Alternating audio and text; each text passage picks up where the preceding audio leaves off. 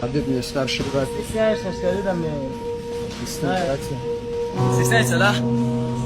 Я вот про тебя и говорю. Все нормально, брат. Надо пять все, что у тебя есть. Ты не имеешь права проиграть, ты меня понял? Ты должен все, что у тебя есть, вот здесь оставить. У тебя еще много чего есть. Понял? Работай.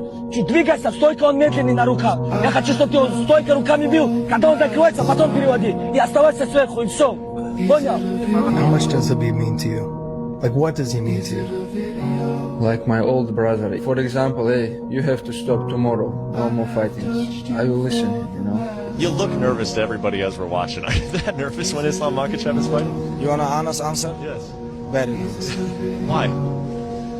Because, brother, like I watch all his life, last 20 years, the way how he works so hard, amateur career, professional career.